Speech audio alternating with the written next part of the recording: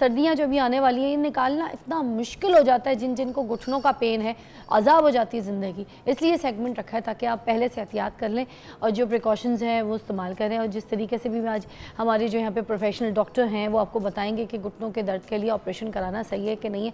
लोग तो नहीं कराते हैं, मगर हम ये सारे सवालों के जवाब लेंगे।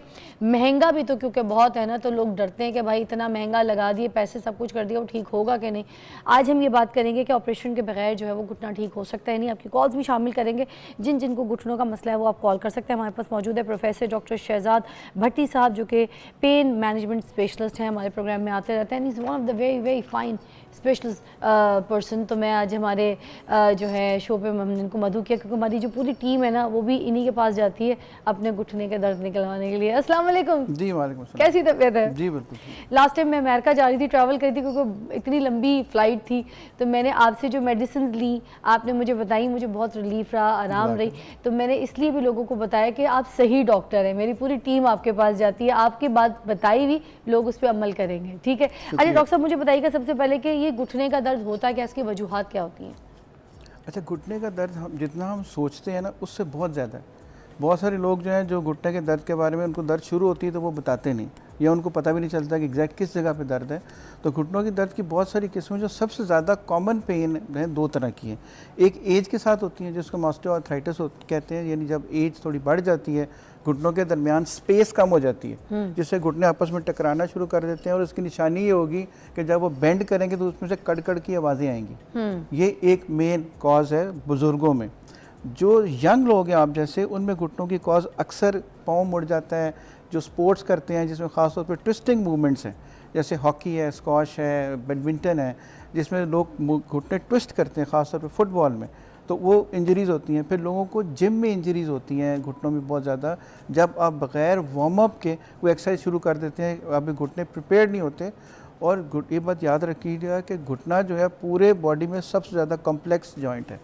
अच्छा, इतना कुछ ये अल्लाह ने बनाया क्योंकि सारी जिस्म का बोझ ही इसके ऊपर जाता है, लिहाजा इसमें दर्द बड़ा आसान है, लेकिन उसको मैनेज करना चाहिए। तो ये टाइप्स क्या क्या होते हैं घुटनों के दर्द के, जो टाइप्स होते हैं वो क्या क्या होते हैं, इसको आप अपनी ज़बान में क्या कहते हैं? जी, उसमें मैंने बताया ना, एक तो ऑस्टियोआर्थराइटिस की वजह से पेन होती है, दूसरा इंजरी की वजह से पेन होती है। ओके। टेक्निकली तो बहुत सारी टाइप्स हैं, लेकिन जो हमारे पास ज़्यादा पेशेंट्स आते हैं इन्हीं दो मसलों के साथ आते हैं। अच्छा, ये जो घुटनों की सर्जरी है लोग मोस्टली ये कराते नहीं है, लोग बहुत डरते हैं इसके हिसाब से और इसके लिए प्रिपेयर भी नहीं होते। तो इसके अलावा और कौन सी ऐसी ट्रीटमेंट है जो वो करें तो घुटनों के दर्द से उनको निजात मिल जाए? देखिए, अब नए बहुत सारे ट्रीटमेंट्स आ गए हैं। सर्जरी में तो ज़ाहिर है पहले एनेस्थीसिया भी इन्वॉल्व है, उसकी अपनी कॉम्प्लिकेशंस हो सकती हैं। फिर सर्जरी में आप एक जॉइंट को जो बाहर से ला के उसके अंदर फिट कर देते हैं। Surgery should be the last option, जब सब कुछ ख़त्म हो जाए तो फिर सर्जरी की बारी आनी चाहिए। अच्छा, फिर ख़ास तौर पे वो लोग जो ओवरवेट हैं, जिनका वज़न बहुत ज़्यादा है, उनको बाज़ का सर्जरी सूट भी नहीं करती, क्योंकि वज़न कम होता नहीं है, वो फिर उस तरह से वो रिस्पॉन्स आता नहीं। अब लेटेस्ट ट्रीटमेंट जो है ना घुटने को एक नहीं है। पहले लोग समझते थे जी स्टीरॉयड लगा लिया तो घुटना ठीक हो गया, इसके अलावा कोई इलाज नहीं है। अब बहुत एक चेन ऑफ ट्रीटमेंट्स हैं जो लेटेस्ट हैं। अब हम जैसे मैं सबको बताता होता हूँ कि हम सबसे पहले इसके अंदर हम घुटनों का अल्ट्रासाउंड करते हैं। अल्ट्रासाउंड करके हम ये देखते हैं कि घुटने के अंदर कोई मसल डैमेज तो नहीं है, घुटने में पानी तो नहीं है, घुटने के अंदर कोई लिगामेंट जो है वो डैमेज तो नहीं है। उसके ऊपर फिर हम एक इंसुलिन वाली नीडल लेके, जैसे सपोज एक बंदे को घुटने की सिर्फ अंदर वाली साइड पे पेन है तो सारे घुटने में टीका लगाने की क्या ज़रूरत है? अच्छा। तो हम उस जगह को पिन पॉइंट कर देते हैं अल्ट्रासाउंड से, उसके ऊपर हम एक ओजोन होती है वो लगा देते हैं इंसुलिन वाली नीडल से। ना होने के बराबर पेन होती है, साइड इफेक्ट कोई नहीं, नुकसान कोई नहीं, और उससे बहुत लोग ठीक हो जाते हैं। दैट इज ये कब तक काम करती है? ये जब तक जो अगर एक चीज़ जो डैमेज है वही हील हो गई तो फिर नुकसान क्या, फिर तो जब तक वो ठीक रहेगी वो चलती रहेगी। अच्छा। और देखें ना, आपने स्टीरॉयड नहीं लगाया, आपने एंटीबायोटिक नहीं लगाई, आपने कोई डीप इनसाइड इंजेक्शन नहीं लगाया, ज़रा सा आपने ट्रीटमेंट किया तो वो ठीक होगी। ये पहला ट्रीटमेंट है। ठीक है। इसके बाद भी बहुत कुछ मौजूद है। अच्छा। मसलन उसके बाद हम ये कर सकते हैं कि हम ब्लड निकालते हैं पेशेंट का थोड़ा सा, उसकी एक PRP होती है वो बनाते हैं, प्लेटेड रिच प्लाज्मा बनाते हैं, उसको साथ हम ओजोन मिक्स करके वो घुटने के अंदर लगा लेते हैं। जैसे सर की PRP होती है उस तरह जैसे सर की PRP होती है, लेकिन इसका थोड़ा सा तरीका मुख्तलिफ है। ये थोड़ी सी और तरीके से प्रिपेयर की जाती है। वो घुटने के अंदर एक ख़ास तरीके से हम एक इमेज में इंजेक्ट कर देते हैं। अच्छा, वो क्या करती है, घुटने के अंदर के जो सारे मसल्स अगर ओवरऑल डैमेज है तो उसको ठीक करना शुरू कर देगी। अगेन ये नेचुरल ट्रीटमेंट है, बाहर से तो कोई चीज़ ली नहीं, पेशेंट का अपना ब्लड लिया, उसी को प्रिपेयर किया, उसी को लगा दिया। इसमें थोड़ा सा टाइम लगता है, लेकिन घुटना अंदर से नेचुरल शुरू हो जाती है। सर ये कोई लेटेस्ट टेक्निक अगर आई है तो वो भी डिस्कस कीजिए, कोई ऐसी घुटनों के दर्द के लिए लेटेस्ट ट्रीटमेंट टेक्निक जो आप लोग अभी इस्तेमाल हाँ करें, जी। या फिर पाकिस्तान में नहीं आई, प्लीज़ डिस्कस। नहीं, पाकिस्तान में है। अच्छा। इसके बाद हम जो लेटेस्ट ट्रीटमेंट हम आजकल कर रहे हैं उसको हम एक्सोसोम्स कहते हैं, EXOSOMES। What is this? Exosomes होते हैं कि ये एक स्टेम सेल्स, एक नाम सुना होगा हम बहुत सारे लोगों ने, ये उससे एक अगली किस्म है। ये होता है कि किसी ह्यूमन कॉर्ड से में से एक सेल्स निकालते हैं, उन सेल्स को हमें ख़ास तरीके से प्रिपेयर करते हैं, उसको फिर घुटने के अंदर इंजेक्ट कर देते हैं। अब ये करते क्या हैं? घुटने के अंदर होता है कि दो घुटनों के बीच में एक कार्टिलेज होती है जो उस घुटनों को कुशन देती है। अच्छा। जिन लोगों को घुटने की पेन होती है, वो जो कार्टिलेज है वो ख़त्म हो जाएगी, तभी घुटने की हड्डियाँ आपस में मुड़ जाएंगी और जुड़ जाएंगी और वो कड़कड़ की आवाज़ें शुरू हो जाएंगी। अच्छा। ये एक्सोसोम्स क्या करते हैं कि ये जो कार्टिलेज है उसकी रीग्रोथ शुरू कर देते हैं, दोबारा बननी शुरू हो जाती है। इसको हम रीजनरेटिव मेडिसिन कहते हैं। ये सारी दुनिया में एक लेटेस्ट टेक्निक्स हैं जो अमेरिका से लेके सऊदी अरेबिया तक और सऊदी अरेबिया से लेके रशिया तक सब जगह पे ये लेटेस्ट काम है। अच्छा। जो हो रहा है पाकिस्तान में भी हम कर रहे हैं।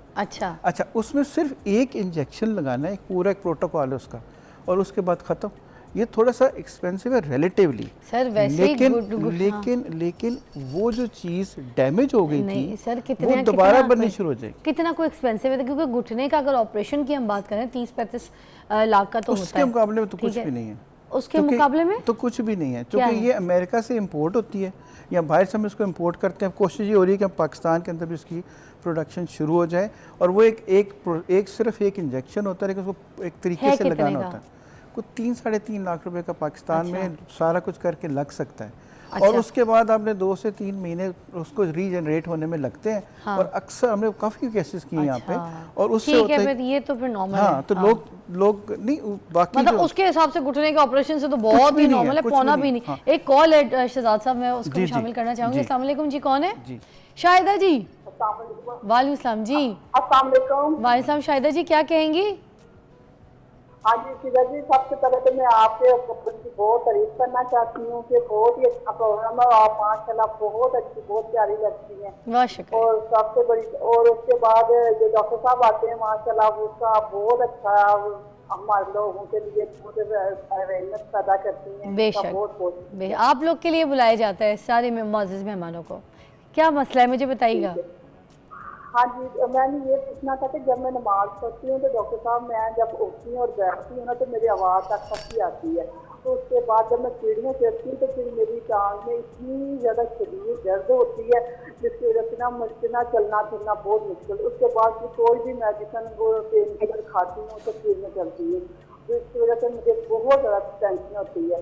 और ये डॉक्टर साहब, मैं एक और बात बताना चाहती हूँ कि ये जो आपने एक्सरा बताया ना, तो मेरे अब्बू को वो जो 60 ईयर्स के थे, उनको ये मसला था घुटनों का बहुत ज़्यादा, तो उनको ये लगवाया था इंजेक्शन। तो उसके बाद वो फिर चलने फिरने से ना बहुत प्रॉब्लम हुई थी उनको इंजेक्शन लगवाने से। तो अब मेरी अम्मी को भी ये मसला है घुटनों का, और मोरे का भी मसला है। वो उसमें चाहिए वो ये घुटनों का बहुत ज़्यादा प्रॉब्लम है।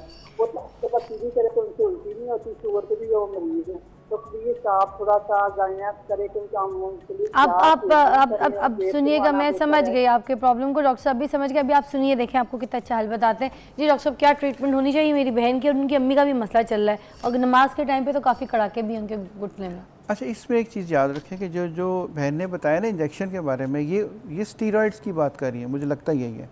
स्टीरॉइड्स हम नहीं लगाते, ये वो इंजेक्शन नहीं है, पहली बात है। ये वो इंजेक्शन है ही नहीं है। जो मैंने पहले ओजोन की बात की थी तो वो तो हम स्किन में लगाते हैं, वो तो घुटने के अंदर लगाते ही नहीं है। प्लस वो जिनका नुकसान कोई नहीं है। नंबर 2, मैं आपको एक और ऑब्जर्वेशन बताऊं जो तमाम सुनने और देखने वालों के लिए है कि हम जितनी मर्जी दवाइयाँ ठीक करते हैं, हमने पिछले को 500 पेशेंट्स को चेक किया जो उन्होंने आके कहा कि हमें शुगर नहीं है, हमें डायबिटीज़ ठीक है। मैं सुबह की जो नाश्ते से पहले की शुगर इतनी होती है, नाश्ते के बाद की इतनी होती है, लेकिन हम एक टेस्ट कराते हैं जो 3 महीने की शुगर चेक करते हैं।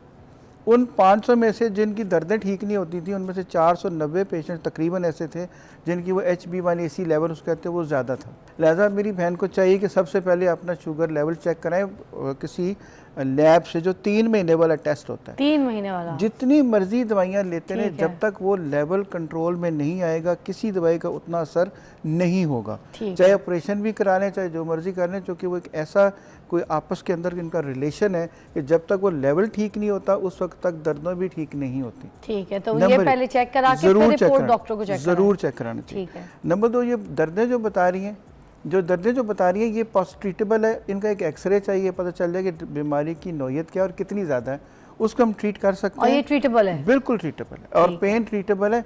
देखिए, जवानी वापस नहीं आती, हाँ। लेकिन जो चीज़ें हम अपनी थोड़ी फिटनेस बेहतर कर लेंगे, जो दर्दें हैं हर वक्त की, ये बहुत बेहतर हो जाती तो ये क्या सिचुएशंस हैं, ज़रा देखने वालों को बताएं, इसके लिए करना क्या चाहिए, डी लगवाना चाहिए घुटना या नहीं? है। देखिए, ये जो घुटने की सर्जरी सबसे आखिरी रिजॉर्ट है, कुछ ना बचे तो फिर घुटने की सर्जरी होनी चाहिए, क्योंकि हर सर्जरी की अपनी कॉम्प्लिकेशंस हैं, बाज़ों का मजबूरी बन जाती है। ऐसे हम ज़्यादातर उन लोगों की बात करते हैं जो सर्जरी करवा नहीं सकते, मसलन करवाना नहीं चाहते, एनेस्थीसिया की कॉम्प्लिकेशन है, एज बहुत ज़्यादा है, किसी वजह से वो नहीं करवा सकते।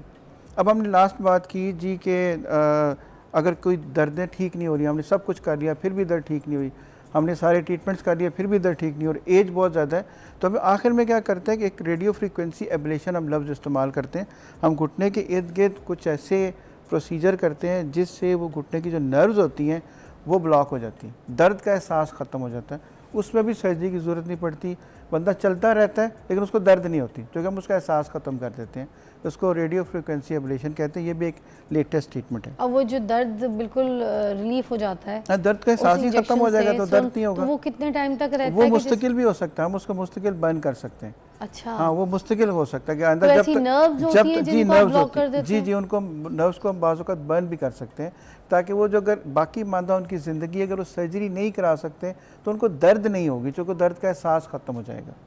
अच्छा, दूसरी उसका कोई साइड इफेक्ट भी तो कोई होता होगा side डॉक्टर effect साहब, नहीं। कि दर्द तभी होती है ना जब कोई अंदर जख्म हो, कोई चोट हो या कोई तकलीफ हो नहीं, या कोई चीज वो आपस में घुटने की रगड़ से ऐसे दर्द टकरा होती रही है हो। ना, टकराने तो सब कुछ कर लिया अगर और दर्द ख़त्म नहीं हो रही तो फिर कुछ तो करना है ताकि ज़िंदगी की क्वालिटी ऑफ लाइफ तो बेहतर हो। मगर वो मजीद अंदर कोई चीज घुटना डैमेज वो तो नहीं उस करेगी, जितना यही तो damage हो- चीजों के खौफ आते हैं ना। जितना डैमेज होना होता है वो हो चुका होता है। अच्छा। ये लास्ट रिजॉर्ट बता रहा हूँ। अच्छा, दूसरी बात आपने पूछी, बड़ा अच्छा सवाल पूछा कि जिन लोगों की घुटने की सर्जरी हो गई और उनको आराम नहीं आया तो उनका क्या करें। और ऐसे बहुत सारे लोग आते हैं जो घुटने की सर्जरी करा चुके हैं और उसके बावजूद या घुटना ना आराम चले। नहीं आया या कुछ अरसे बाद दोबारा दर्द शुरू हो गई। हाँ। तो उनका जो भी प्रोसीजर्स मैंने आपको बताए हैं उनमें से अक्सरियत इवन 2 की सर्जरी हो चुकी है, इसके बावजूद वो हो सकते हैं। हम उनका अल्ट्रासाउंड भी कर सकते हैं, उनमें ओजोन भी लगा सकते हैं और वो सेफ़ हैं।